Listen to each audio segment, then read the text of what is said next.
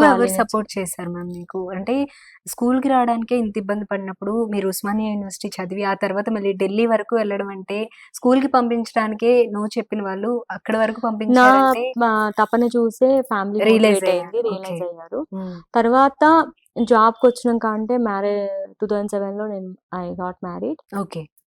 He was my classmate ఆహా! Okay. In Osmania యూనివర్సిటీలో. హ్మ్.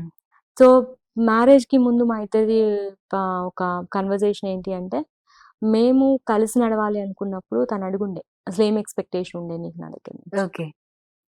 అంటే మేబీ మంచి జాబ్ జేయాలనో, లేకపోతే మంచి లైఫ్ స్టైల్ కావాలనో. నేను అడిగినది ఏంటి అంటే, నా కెరీర్ ఎక్కడ ఆగొద్దు. ఓకే. నేను ఇంత కష్టపడి ఇంత చదువుకున్నా గదా! నేను ఇంట్లో కూర్చొని నా కెరీర్ ఎక్కడ ఆగొద్దు. నేను ఒక కెరీర్ ప్రొఫెషనల్‌గా ఎదగాలి అని. తను ఆ రోజు ఇచ్చిన మాట ఈ రోజు వరకు అంతే ఉండింది. ఎలా ఓకే. అంటే, ఇద్దరు పిల్లలు నాకు. వీళ్ళిద్దరు పెంచటంలో గానీ, ఆహ్, వాళ్ళు పెరుగుతున్నప్పుడు వాళ్ళ అవసరాలకి ఇంట్లో ఉండాల్సిన పరిస్థితులు గానీ, ఏమీ రాకుండా తను చూసుకున్నారు. ఓకే. కంప్లీట్ ఒకానొక టైం సపోర్ట్ అనేది ఇచ్చిన మాట నిలబెట్టుకొని, ఇప్పటి వరకు నిలబెట్టుకున్నారు. గూడా సపోర్ట్ అలానే ఉంది. ఒకానొక టైంలో పిల్లల్ని చూసుకోవడానికి ఎవరు లేనప్పుడు కూడా తను తన వర్క్స్ అన్నీ వీకెండ్‌లో పెట్టుకొని, ఇంటి దగ్గర నుంచి పని చేసుకుంటూ, వీకెండ్‌లో బయటికెళ్ళేది పెట్టుకొని, కంప్లీట్ సపోర్ట్ ఇచ్చి పిల్లల్ని స్కూల్‌కెళ్ళిన దాకా చూసుకున్నారు. ఈ రోజు వరకు ఆ సపోర్ట్ అంతా ఇంటాక్ట్ ఉంది. ఇప్పుడు ఫౌండర్స్ ల్యాబ్ స్టార్ట్ చేయాలనుకున్నప్పుడు కూడా చాలామంది అంటే కొలీగ్స్ గానీ, తెలిసిన ఫ్రెండ్స్ గానీ, ఫ్యామిలీస్ గానీ నెలకి రూ. 4,00,000 ఆదాయాన్ని వదులుకొని, హ్మ్. నువ్వొక సంస్థ పెట్టాలి, మళ్ళీ జీరో నుంచి స్టార్ట్ చేయాలనుకుంటున్నావు. హ్మ్. మళ్ళీ జీరోకెళ్ళిపోతావని భయం లేదా? ఎందుకలా జేస్తున్నావు? ఫ్యామిలీ ఏమైపోవాలి? ఫినాన్షియల్ కమిట్మెంట్స్ ఏమైపోవాలి? అని క్వెషన్ అంటే వెనక్కి లాగటం అని గాదు గానీ, వాళ్ళకున్న డౌట్స్ వాళ్ళకుంటాయి, హ్మ్. సందేహాలు. అంటే అంత ఇన్‌కమ్‌ని వదిలేసి వస్తున్నారు అంటే ఎవరైనా హ్మ్. మన మంచి కోరుకునే వాళ్ళు మన ఉంటారు. మంచి అందులో కోరుకునే వెనక్కి వాళ్ళే. లాగేవాళ్ళు కొంతమందుంటారు. ఫార్చునేట్‌గా అందరూ మంచి కోరుకునే వాళ్ళే. హ్మ్. ఎవరు వెనక్కి లాగాలనైతే చూసేవాళ్ళు కాదు కానీ, హ్మ్. ఎలా బతుకుతారు? ఎలా ఉంటది అనే భయం లైఫ్? వాళ్ళలో ఉండి పిల్లలున్నారు కాబట్టి అడిగారది. అనేది. ఓకే. అడిగినప్పుడు కూడా ఆహ్, తన నుంచి వచ్చిన సపోర్ట్ మాత్రం ఇమ్మెన్స్. ఓకే. నాతో పాటు ఈ తను కూడా ఐడియా జాబ్ మీకే వదిలేసారు. వచ్చిందా? సార్‌కొచ్చిందా అండి? ఈ ఐడియా నాదే. ఓకే. కాకపోతే తను కూడా సేమ్ సెక్టార్‌లో ఉన్నారు. తను okay. National institute of micro and small medium ఎంటర్‌ప్రైజెస్‌లో సీనియర్ ఫ్యాకల్టీగా పనిచేశారు. సో, తనకు కూడా ఇదే సెక్టార్ కాబట్టి మా ఆలోచనలు షేర్ చేసుకోవటము, ఇద్దరం డిస్కస్ చేసుకోవటము, మాట్లాడుకోవటం ఉంది కాబట్టి నాకు ఆలోచన వచ్చినప్పుడు షేర్ చేసుకున్నప్పుడు దాన్ని ఎట్లా ఆచరణలో పెట్టాలనే దాని మీద ఇద్దరం ఇద్దరు కలిసి కలిసి ప్రిపేర్ డిస్కస్ చేసాము. చేసారు. ఓకే. సో, దీనిలో తను కూడా ఒక డైరెక్టరు. హ్మ్. ఇద్దరం కలిసే ఎళ్తాము. ఇద్దరం కలిసే పని చేస్తాము. ఓకే. ఆహ్, మార్కెటింగ్ అండ్ ఫినాన్స్ నేను అంటే ఇప్పుడు చూసుకుంటాను. సార్ కూడా ఆయన జాబ్ వదిలేసారు. మీరు వదిలేసారు. జాబ్ వదిలేసి కంప్లీట్‌గా వదిలేసారు. దీనిపైన కంప్లీట్ ఫోకస్ దీనిపైన పెట్టారు. ఓకే. ఫోకస్ పెట్టాము. హ్మ్. తను ఇంప్లిమెంటేషన్ మీద, తర్వాత ఆపరేషన్స్ మీద చూసుకుంటారు. నేను marketing, finance okay. Other works divide చేసుకొని డివైడ్ ఒక్కొక్కరు చేసుకుంటాం. ఒక్కొక్కటి చూసుకుంటూ ఉంటారు. చూసుకుంటాం. తను ఇంప్లిమెంటేషన్ పార్ట్ చూసుకుంటారు. చేసిన మ్యాండేట్ ఎట్లా ఇంప్లిమెంట్ అవుతుంది, ఎంప్లాయీస్ అంతా కూడా. హ్మ్. నేనొచ్చేసి మార్కెటింగు, ఫినాన్సు, హ్మ్. తర్వాత రిక్రూట్‌మెంటు, కరెక్ట్ పర్సన్ కరెక్ట్ ప్లేస్‌లో పెట్టడం ఇవన్నీ నేను చూసుకుంటాను. ఓకే. ఇప్పుడు మీరు కిడ్స్ దగ్గర నుండి హ్మ్, మొత్తం స్టార్ట్ చేయాలనుకునే ఒక ఆహ్, ఎవరి వరకైనా సరే సపోర్ట్ అనేది ఇస్తూ ఉంటారు. మీ ఇంట్లో మీ పిల్లలు ఏ విధంగా షేర్ చేసుకుంటూ ఉంటారు? మా ఇంట్లో డెమోక్రసీ చాలా ఎక్కువ. ఓకే. వాళ్ళు ఔట్‌రైట్‌గా చెప్తారు, మాట్లాడతారు. స్టార్టింగ్ నుంచి ఏమో వాళ్ళకొక ఫ్రీడమ్ ఉండింది యాక్చువల్‌గా. ఓకే. బేసికల్‌గా ఇద్దరం వర్కింగ్ కాబట్టి వాళ్ళకేం కావాలని ఎక్స్‌ప్రెస్ చేయటం గానీ, హెసిటేషన్ లేకుండా హ్మ్. వాళ్ళొక ఇండివిడ్యుయాలిటీతో పెరిగిన పిల్లలు. హ్మ్. వాళ్ళకి ఉంటాయి. వాళ్ళు బిజినెస్ ఐడియాతో రోజు మా అన్న వస్తా ఉంటారు. My daughter is like she is in ninth standard now.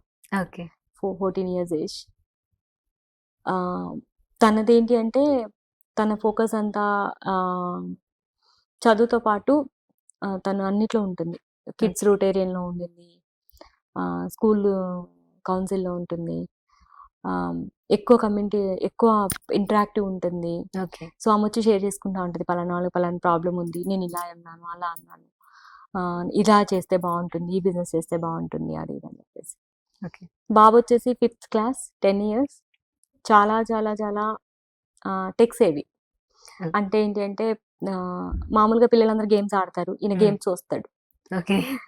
Games చూస్తుంటే అడుగుతాను నేను. "ఏంటి గేమ్స్ చూస్తున్నావు ఎందుకు? ఆడుకోవచ్చుగా. ఆడుకుంటారు కదా అందరూ. హ్మ్. నువ్వెందుకు చూస్తున్నావు?"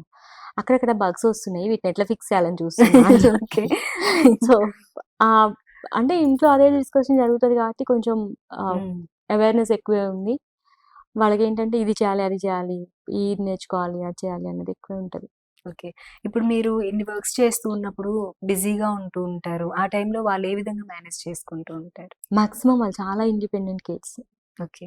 హ్మ్. పాప చిన్న చిన్నగా ఆహ్, స్నాక్స్ అలాంటివి చేసుకోగలదు. ఓకే. చిన్న చిన్నగా తన తమ్ముడు తింటారు. బ్రదర్‌కి మేనేజ్ చేసుకునేంత. కొంచెము సపోర్ట్ పీపుల్ ఉన్నారు. అంటే రిలేటివ్స్ అట్లా. లేదు లేదు. ఇంట్లోనే సపోర్ట్‌కి ఆహా! ఓకే. సపోర్ట్ ఉన్నారు ఒకళ్ళు. హ్మ్. ఈ మార్నింగ్, ఈవినింగ్ వచ్చి వెళ్తది తను. ఆ సపోర్ట్‌తో కూడా వాళ్ళు చేయించుకుంటారు. లేకపోతే ఇంటికొచ్చినాక ఒక పెట్ ఉంది. ఓకే. సో, దాంతో ఉంటారు. వాళ్ళు మేనేజ్ చేసుకుంటారు. ఓకే. శకుంతల గారు, మీరు నిజంగా ఒక మోటివేషనల్ పర్సన్. అంటే ఒక ఏ స్టేజ్ నుండొచ్చారనేది ఇప్పుడు మన ఇంటర్వ్యూలో డిస్కస్ చేశాము. చాలామంది ఇలా సఫర్ అవుతున్న వాళ్ళు ఇప్పుడున్న సిట్యుయేషన్‌లో అయితే అంత సఫర్ అవ్వాల్సిన అవసరం లేదు. చదువుకోవడానికి కానీ, దేనికైనా సరే సపోర్ట్ అనేది ఉంటుంది. కొంతమందికి సపోర్ట్ అనేది ఉండదనమాట. మీరు అటువంటి వాళ్ళకి చెప్పాలి అనుకుంటే ఏం చెప్తారు? బేసికల్‌గా మనల్ని ఎవరో ఒకళ్ళొచ్చి సేవ్ చేయరు. ఫస్ట్ థింగ్ ఎవ్వరు సేవ్ చేయరు. ఇంకొకళ్ళు మన ప్రాబ్లమ్‌కి సొల్యూషన్ గూడా ఇవ్వలేరు. మనకి మనమే సొల్యూషన్. అది ఎట్లా మనం జేసుకున్నాము తక్కువ హ్యాసిల్‌తో ఎట్లా ముందుకెళ్ళగలిగినాం అనేది మనమే ఆలోచించుకోవాలి. ఫోకస్ ప్రాబ్లమ్ మీద ఉన్నంత సేపు ప్రాబ్లమ్‌లోనే ఉంటాము. ఫోకస్ ఎప్పుడైతే నేను ఆ సిట్యుయేషన్ నుంచి బయటికి రావాలి, ఎలా రావాలి, నేను ఎలా ఉండాలి అనేది మాత్రం ఇండివిడ్యువల్‌కి ఉండాల్సిన మోటివేషనే అది. అట్లా లేకపోతే ఇప్పుడు నదిలో పడ్డవాడు దుంగ దొరుకుతుంది అని చూడకుండా ఎట్లా బయటపడాలని దొరికితే దుంగ దొరకదు. అవును. అయ్యో! నేను మునిగిపోతున్నానే, మునిగిపోతున్నాను ఎవరైనా వచ్చి తీయాలి అంటే తీయాలని ఎదురు చూస్తూ ఉంటే అలా ఎవరు మునిగిపోవడమే తప్ప రారు. మునిగిపోవటమే అవుతది. అవును. సమస్యలో ఉన్న వాళ్ళకి కూడా నేనిచ్చేది ఒకటే. యెస్, మనకి చాలా సమస్యలున్నాయి. మన సమస్యలకి ఎవరో ఒకళ్ళొచ్చి సొల్యూషన్ ఇవ్వరు. ముఖ్యంగా ఫైనాన్షియల్ సపోర్ట్ ఇచ్చి చేయి జాపి తీసుకొచ్చే వాళ్ళైతే ఈ రోజుల్లో అయితే ఎవరు ఉండరు. అస్సలుండరు. అవును. ఎందుకంటే సమాజంలో జరుగుతున్న విపరీతమైన ఇతర హ్మ్. ధోరణులు చూసి. మన సమస్యకి మనం సొల్యూషన్ కావాలి అంటే మనం కూర్చొని మాట్లాడగలిగిన స్టేజ్ అన్నా ఉండాలి. మనకి మాట్లాడే స్కోప్ కూడా లేనప్పుడు ఆ సిట్యుయేషన్ నుంచి మనం కంప్లీట్‌గా బయటకొచ్చడానికైనా దారి వెతుక్కోవాలి.